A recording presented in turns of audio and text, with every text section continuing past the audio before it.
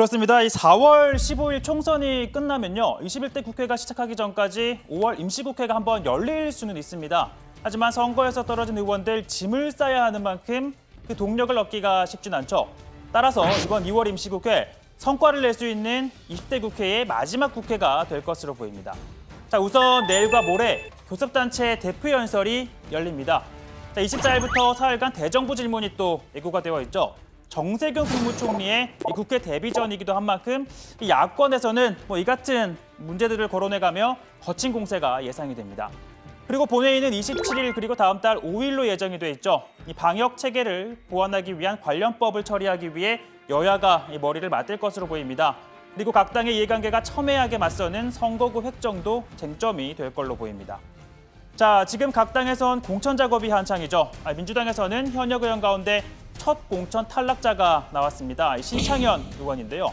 공관위가 경기 의원 과천을 전략 공천 지역으로 정하겠다라고 밝혔기 때문입니다. 자, 신창현 의원 등 5명의 예비 후보 모두 본선 경쟁력이 없다라고 판단을 한 겁니다. 참고로 신 의원은 2018년 3기 신도시 후보지를 유출해 논란을 빚기도 했었죠. 자, 일단 본인은 납득하기 어렵다며 재심을 요청했지만 당 최고위에서는 기각했습니다. 자, 이렇게 의원 과천을 포함해 전략 공천 지역으로 요청된 곳, 자, 이렇게 8곳이 있습니다.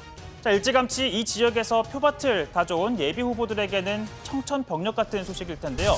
자, 동작을 출마한 강혜용 하영일 예비 후보 같은 경우에는 낙하산 공천은 필패의 지름길이다라며 강하게 반발했습니다. 사실 민주당에게 동작을 그리고 전략 공천은 아픈 기억이 많은데요.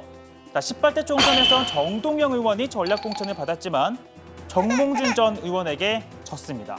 그리고 2014년 7.30 재보궐선거 때도 전략 공천을 받았던 기동민 의원이 고 노회찬 의원과 단일화까지 했지만 또 나경원 의원의 벽을 넘지 못했죠. 자, 무엇보다 당시 당이 기동민 의원을 전략 공천하자 오랜 시간 그 지역에서 기반을 다져왔던 당 지역위원장이 강하게 반발하기도 했습니다. 제 결정으로 인한 그 어떤 헛된 비판도 피하지 않고 맞겠습니다. 20년 지기인 허동준 후보에게는 평생의 빚을 지게 되었습니다.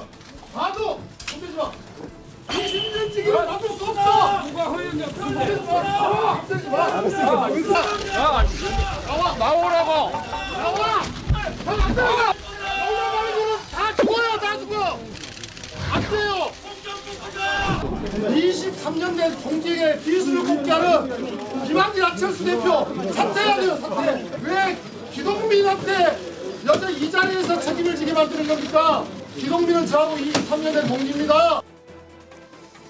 자, 민주당은 또 현역 의원은 물론이고 한 명이 공천을 신청한 지역은 지원자를 추가로 또 모집을 하고 있습니다. 자, 이게 무슨 의미인고 하니 제가 예를 한번 들어볼게요. 자, 차기 다정의 여당 반장에 제가 또 저 혼자 지원을 합니다. 이 경쟁자가 없으니까 또 시켜야겠죠. 자, 그런데 이 부장이 보기에 고인물은 좀 갈아야겠다라는 생각이 들고 또 한 사람이 오래 하다 보니까 다른 예비 반장들이 어차피 안 될 거야 하고선 섣불리 또 지원하지 않았을 수가 있겠죠.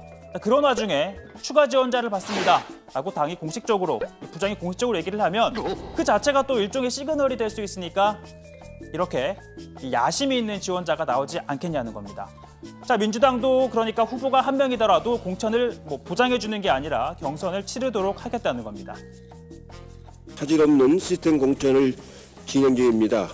특정 지역 현역을 몰아내고 자기 사람을 심는 것은 혁신이 아니라 부패 공천입니다.